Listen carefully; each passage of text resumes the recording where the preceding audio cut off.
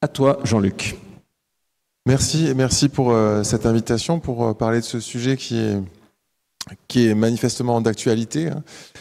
Et donc je vais parler donc du profil de risque, des effets indésirables et du mésusage des agonistes du récepteur OGLP1. Alors je ne vais pas parler des autres médicaments de l'obésité comme ça a été signalé par Stéphane, mais c'est quand même actuellement les stars. Donc on va se focaliser sur cette classe.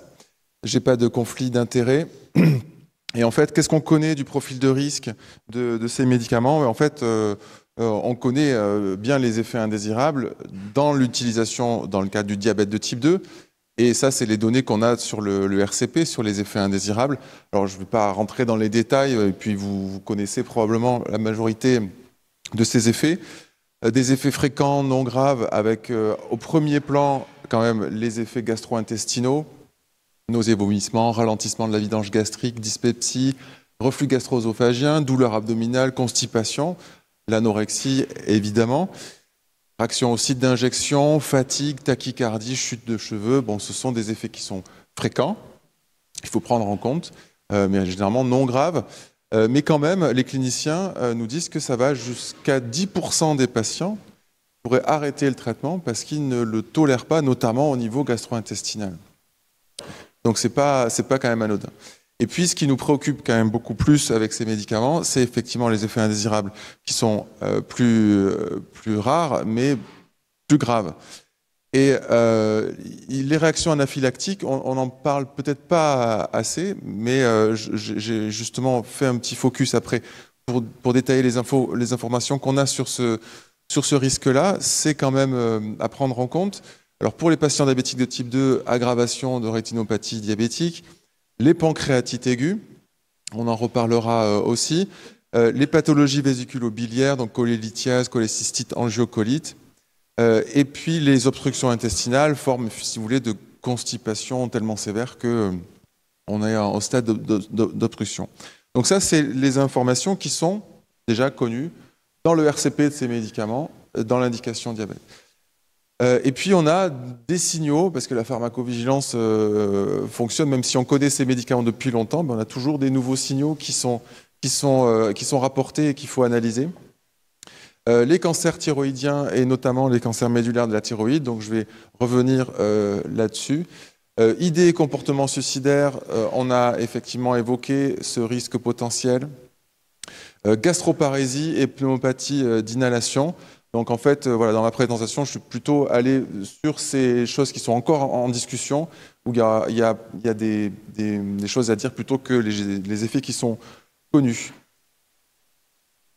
Donc sur les réactions anaphylactiques, alors c'est assez intéressant parce qu'on s'est posé la question il y a déjà plus de 10 ans, est-ce que parmi les analogues du GLP-1, certains sont plus à risque d'anaphylaxie que d'autres? Et effectivement, on a des agonistes du GLP-1 qui sont dits dérivés de l'hexandine 4. L'hexandine 4, donc c'est ce qui est produit par la salive de ce lézard américain, le monstre de Gila, qui a été donc la source des premiers agonistes GLP-1. C'est donc des dérivés de ce produit qu'on peut différencier des analogues du GLP-1 humain. Et on s'est posé la question, est-ce qu'il n'y a pas plus de réactions anaphylactiques avec ce produit qui est donc plus animal? Et c'est une étude de pharmacovigilance qui est assez intéressante, qui montre qu'effectivement, on voyait un ROR à 2,1 et on a plus de rapports de cas d'anaphylaxie avec les dérivés de l'hexandine qu'avec les autres analogues du GLP-1. On a des données pharmaco-épidémiologiques, une cohorte réalisée sur des bases de données multiples qui indique déjà une incidence pour les analogues GLP-1 de 3 pour 10 000 personnes années. Alors c'est rare, mais finalement pas si rare que ça, comme pour un effet aussi grave. Et si on a une utilisation qui est massive, eh ben, il va y avoir des cas de réaction anaphylactique. Et quand on le compare par rapport au glyphlosine, on a un surrisque à 1,38, donc une augmentation presque 40% du risque d'anaphylaxie par rapport aux autres médicaments du diabète, notamment les glyphosines. Une dernière étude assez récente réalisé par Sanofi, justement, qui développe le Lixi xénatide, qui est un dérivé notamment de l'exandine, qui indique donc ces différentes incidences d'anaphylaxie, et je trouve qu'il est assez intéressant parce qu'on voit que, bon, globalement, on est dans un ordre de grandeur de 1 à 6 pour 10 000 personnes années, donc ça confirme les autres études. Donc ne pas oublier ce risque anaphylactique, hein. Il faut que ces médicaments soient pris avec un bénéfice attendu pour pouvoir compenser ce risque potentiel, notamment d'anaphylaxie. Deuxième point, les cancers thyroïdiens. Alors désolé, la diapositive est assez chargée, mais je vais passer les différents points rapidement. Donc le premier événement, ça a été déjà dans les études précliniques de découvrir qu'il y avait survenu de carcinome médulaire de la thyroïde, dose et temps dépendant chez les rongeurs. C'est d'ailleurs ce qui a fait que l'agence américaine a directement indiqué ce risque potentiel dans les informations de prescription aux États-Unis. On a un mécanisme potentiel, on sait que les récepteurs au GLP-1 sont exprimés dans ces tissus thyroïdiens aussi humains et que ça pourrait agir par une augmentation de la libération de la calcitonine et une hyperplasie des cellules C de la thyroïde. Alors, parmi les données qu'on a, les essais cliniques, évidemment, c'est ce qu'on va regarder en premier lieu. Donc, individuellement, ils ne sont pas contributifs. Les méta-analyses et la dernière méta-analyse qui avait été réalisée montrent une tendance quand même à un risque augmenté avec un RR à 1,30, une borne inférieure qui n'est pas très loin quand même de la valeur 1 et qui manque, on pourrait penser que ça manque peut-être un peu de puissance. Ce sont des effets qui sont très rares, mais il manque encore peut-être des essais ou des données sur ces essais pour pouvoir le mettre en évidence. En pharmacovigilance, on avait des signaux de disproportionnalité dans les différentes bases utilisées, Vigibase et la base FDA. Et en pharmacoépidémiologie, donc je ne vais pas forcément tout détailler, mais effectivement, ce qui a relancé la question, c'était une étude qu'on a menée sur le SNDS, un cas témoin niché, qui mettait en évidence donc un risque augmenté après 1 à 3 ans d'utilisation, à 1,58 pour les cancers thyroïdiens et 1,78 pour les cancers médulaires de la thyroïde. D'autres études ont été faites par la suite, une étude coréenne qui n'a pas exactement la même méthodologie. Par exemple, ils ont pris un lag time de 1 an, nous on avait pris 6 mois, donc ils ne retrouvent pas ce risque. L'étude scandinave aussi avait une autre méthodologie, c'était plus une étude de cohorte, qui quand même retrouve pour les cancers médulaires un risque supérieur à 1 qui n'est pas du tout significatif, mais avec des intervalles de confiance très larges. Enfin, bref, c'est assez hétérogène.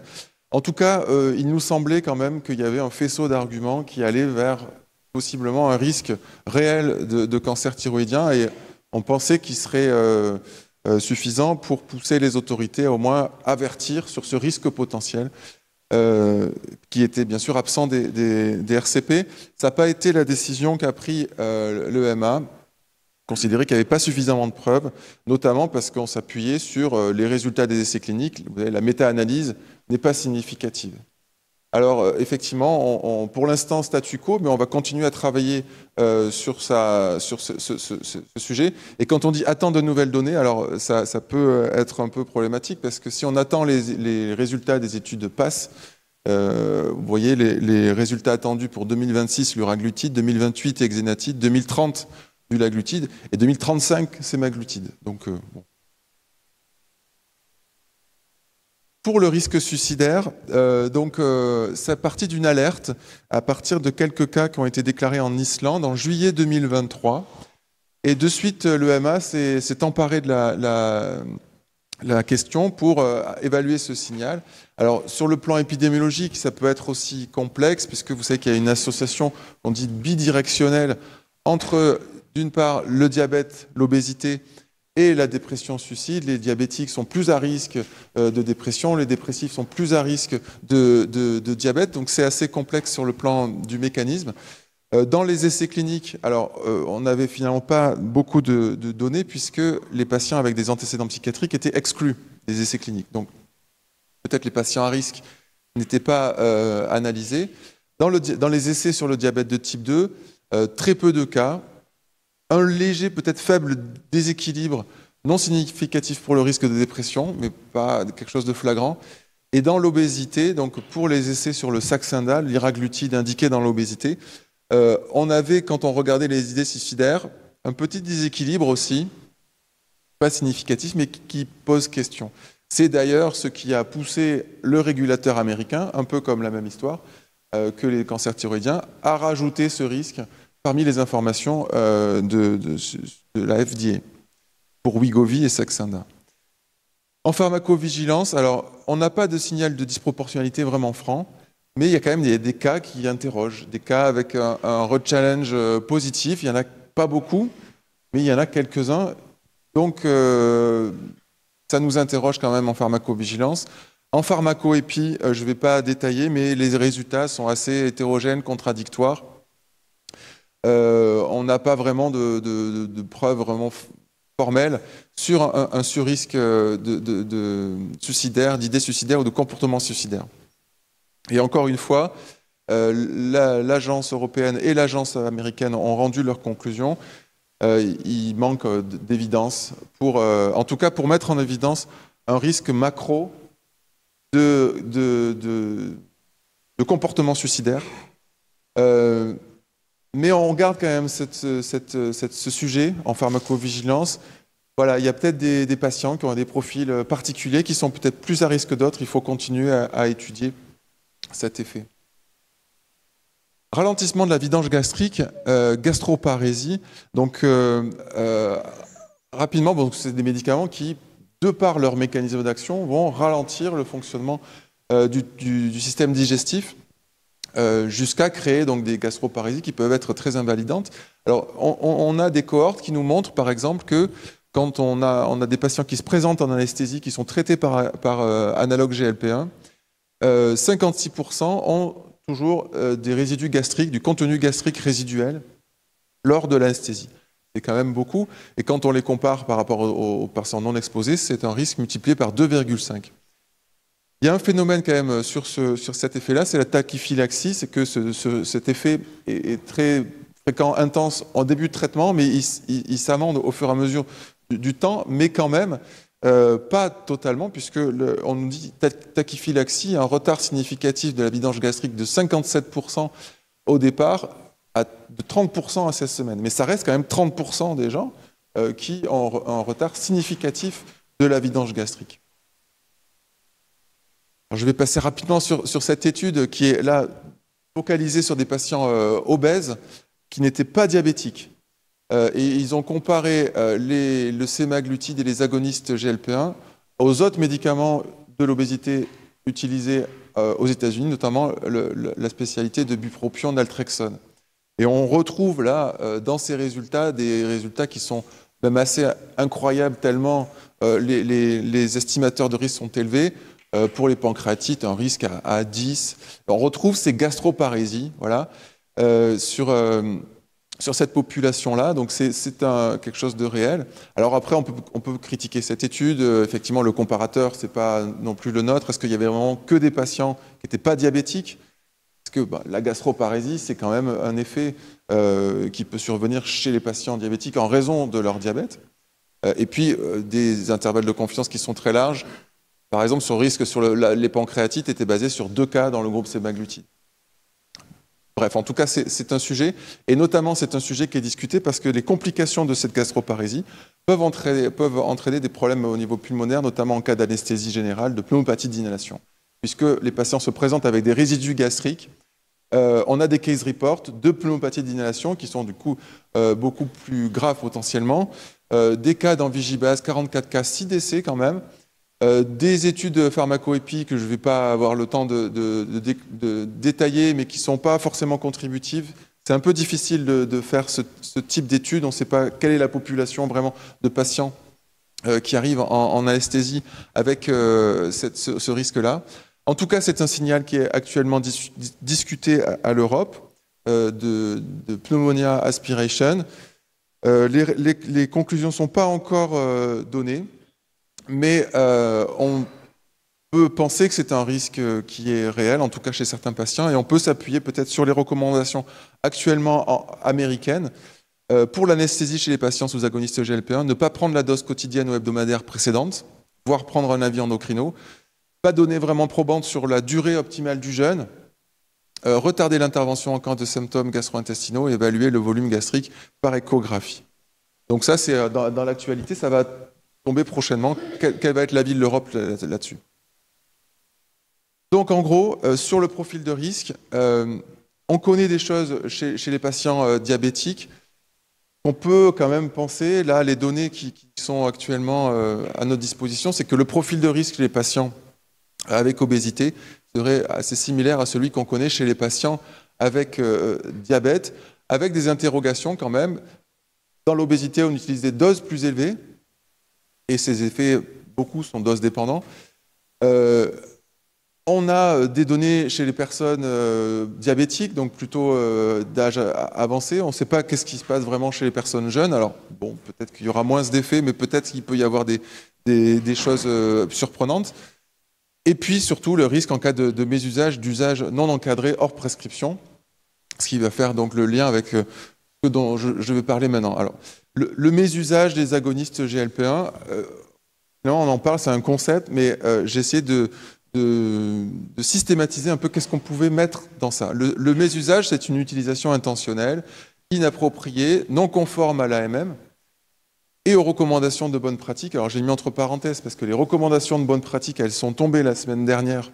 Heureusement, elles ont été actualisées, mais on se basait sur des recommandations qui dataient de 2013. Donc quand on ne respecte pas des recommandations de 2013, est-ce qu'on fait du mésusage? Enfin bref, c'est la question. Mais c'est pas, en tout cas, ce mésusage-là, qui pourrait ne pas être du mésusage dont je vais parler, mais c'est plutôt le reste. Et en fait, qu'est-ce qu'on peut voir? On a un mésusage qui est médical et un mésusage qui est non médical. Le médical, c'est le mésusage prescription des agonistes GLP-1 hors AMM. L'usage hors prescription, ce mésusage non médical, c'est les patients qui vont s'exposer à ces médicaments. C'est les ordonnances falsifiées, donc la fraude avec des fausses ordonnances.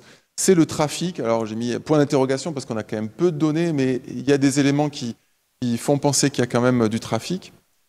Je reviendrai sur ces points un peu plus en détail. Mais si on regarde maintenant dans le mésusage de prescription hors AMM, on peut distinguer encore le fait de prescrire ces spécialités qui sont indiquées dans le diabète, donc Trulicity, Victoza, Xultophy, Ozempic, j'ai souligné Ozempic parce que c'est celui qui est le plus concerné, prescrit hors diabète de type 2. Et on peut aussi voir parmi les agonistes GLP-1 les spécialités indiquées dans l'obésité sévère, Saxenda, Wegovy, prescrit hors obésité, par exemple, dans le cas d'un surpoids léger. C'est deux types de prescriptions hors AMM. Et quand on regarde dans cette prescription de médicaments du diabète prescrit hors diabète, il faut quand même distinguer si ces médicaments sont prescrits dans le cadre de l'obésité ou hors obésité. Parce que ce n'est pas la même chose sur le plan médical. Et j'indique, voilà, bénéfice-risque positif, oui, effectivement, c'est un mésusage, mais qui médicalement peut se justifier, parce que ces médicaments ont aussi une indication dans l'obésité. Donc il faut distinguer, quand on parle de mésusage, de ces différentes pratiques. Là où, effectivement, c'est problématique, c'est quand on utilise en fait ces médicaments hors diabète, hors obésité, pour des surpoids légers, voire des poids normaux. Les patients, certains, vont vouloir maigrir, devenir maigres, alors qu'ils ont un poids normal. C'est assez hallucinant. Alors en plus, complexité, c'est que ce mésusage, il peut être remboursé ou pas. Si le médecin prescrit en mettant sur l'ordonnance hors AMM, le patient ne va pas être remboursé. Mais certaines ordonnances vont quand même passer au remboursement. Alors j'indique ça parce qu'effectivement, donc, on a ces prescriptions qui sont remboursées ou pas. Les ordonnances falsifiées, si elles passent, elles sont remboursées. C'est intéressant parce que quand on veut évaluer ce mésusage à partir des données du SNDS de l'assurance maladie, on se base que sur les données de remboursement. C'est-à-dire ce qui n'est pas remboursé est aveugle pour cette évaluation. Donc effectivement, vous voyez qu'on peut penser que cette estimation donc, a été faite 1,5% pour Ozempic c'est probablement une sous-estimation. Vous voyez qu'on n'a pas tous les aspects de ce mésusage. Mais même si c'est une sous-estimation, on estime qu'actuellement en France, ce n'est pas réellement un problème qui est majeur, le mésusage. En tout cas, actuellement, et en France. Si on se compare peut-être à d'autres pays, ce n'est pas la même chose. Alors, effectivement, on va dire que ce n'est pas le mésusage qui va expliquer les tensions d'approvisionnement qu'on a actuellement. Ce n'est pas le mésusage en France qui est responsable des ruptures de stock. Et peut-être même on peut voir l'aspect inverse, c'est probablement les tensions d'approvisionnement et les ruptures de stock, donc les produits ne sont pas disponibles, qui limitent d'ailleurs ce mésusage, parce que si les produits ne sont pas disponibles, c'est difficile de s'en procurer, même quand on est diabétique. Donc pour un mésusage, c'est encore plus complexe. En revanche, qu'est-ce qui va se passer après quand ces produits vont devenir de plus en plus disponibles? C'est là où, en tant que pharmacovigilant, on peut peut-être s'inquiéter, parce que ces pratiques vont peut-être pouvoir être plus fréquentes et avec des risques associés. Alors, des données un peu sur le trafic, vous avez peut-être vu cela, on a saisi des faux stylos d'Ozempic, qui en fait étaient des stylos d'Apidra, donc une insuline ultra rapide, sur lequel on a collé un autocollant Ozempic. Donc vous imaginez le risque que ça comporte, hein, effectivement, avec des risques de coma hypoglycémique. La photo de droite, c'est un Ozempic un peu artisanal, avec un stylo très, très rudimentaire, qui a été saisi d'ailleurs avec une dose qui n'existe pas. Donc ça suggère qu'il y a quand même des choses qui sont trafiquées. Dans les cas que l'on a en pharmacovigilance, on a aussi des cas suspects avec des cas d'agonistes GLP-1 importés, des cas de Ribelsus, qui est le sémaglutide oral commercialisé en Belgique, détourné en France, des cas avec Mounjaro, qui n'est pas commercialisé mais qui a été importé, du Ozempic étranger. Un cas qui est assez hallucinant pour nous, où Ozempic a été détourné pendant plusieurs mois par une personne d'un essai clinique, une ARC, où on testait le sémaglutide versus d'autres médicaments pour la cirrhose alcoolique. Donc, cette patiente a détourné le produit destiné à l'essai clinique pour l'administrer. Ça, c'est un peu inédit. Enfin, on n'a juste jamais vu ça. Alors, les ordonnances falsifiées, effectivement, on a travaillé sur ces ordonnances. On a essayé de les récupérer depuis quelques mois. Donc, ce sont les ordonnances qui sont signalées par les officinaux. Donc, c'est que la partie émergée de l'iceberg, parce qu'il y en a probablement qui passent qui sont délivrées. Donc, elles sont repérées parce qu'il y a des fautes d'orthographe. Voilà, c'est peut-être celles qui sont les moins bien faites, évidemment, qu'on récupère.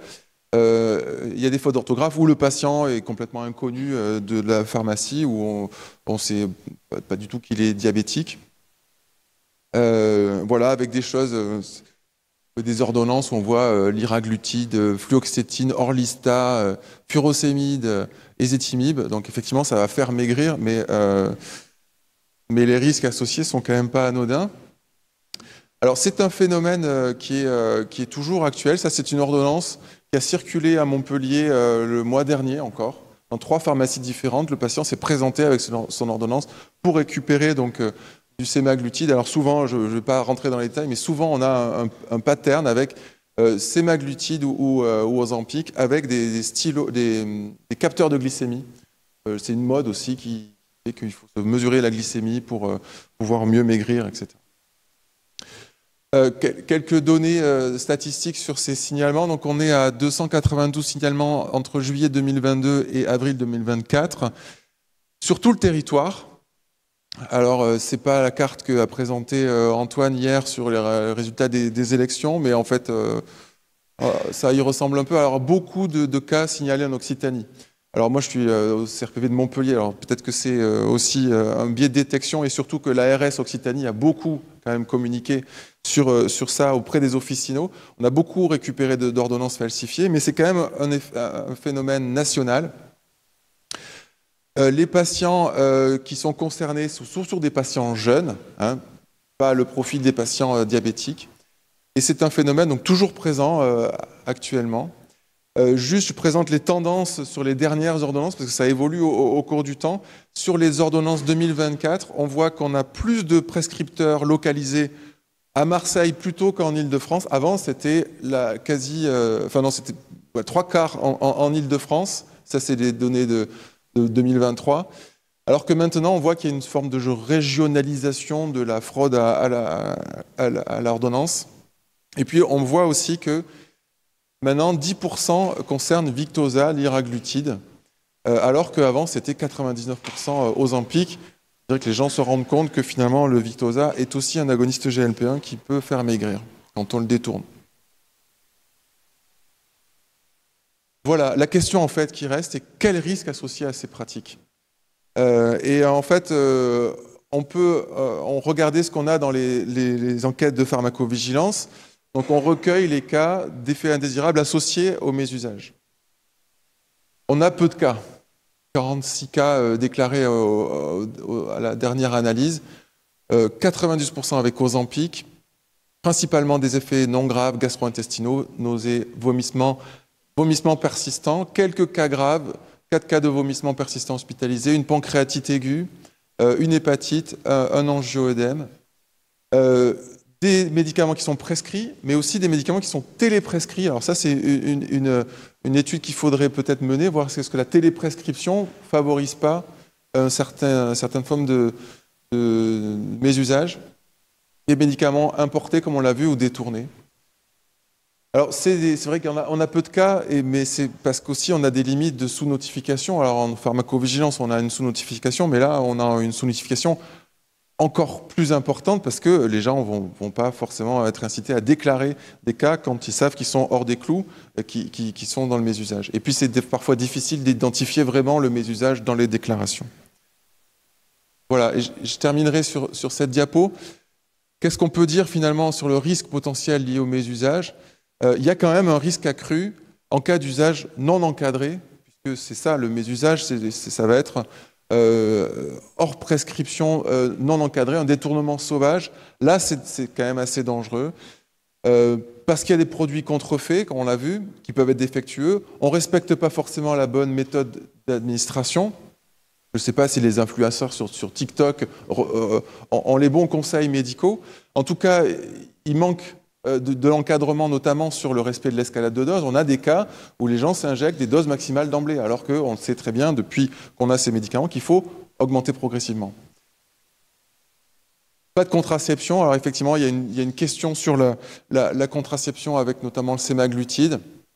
Des interactions potentielles. Là, c'est encore des questions qui sont en train d'être discutées. Est-ce qu'on a des interactions vraiment importante avec notamment ce ralentissement de la vidange gastrique ou ces nausées, vomissements qui peuvent limiter la biodisponibilité d'autres médicaments, notamment les AVK. Et surtout, en fait, ce qu'il faut mettre en avant, c'est ces risques connus avec les agonistes GLP-1 qu'on a déterminés dans le diabète de type 2, mais qui ne sont pas compensés par le bénéfice clinique que l'on attend de ces médicaments dans le diabète de type 2 et dans l'obésité sévère. Donc c'est là où le rapport bénéfice-risque il devient négatif, c'est imprudent et dangereux.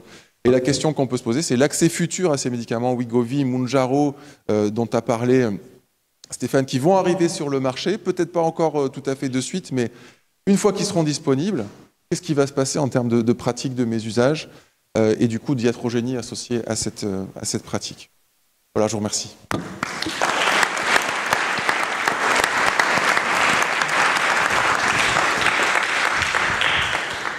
Merci Jean-Luc pour ce descriptif qui par certains côtés reste un peu inquiétant. Nous allons passer à la troisième présentation et nous aurons une session de discussion à l'issue de celle-ci.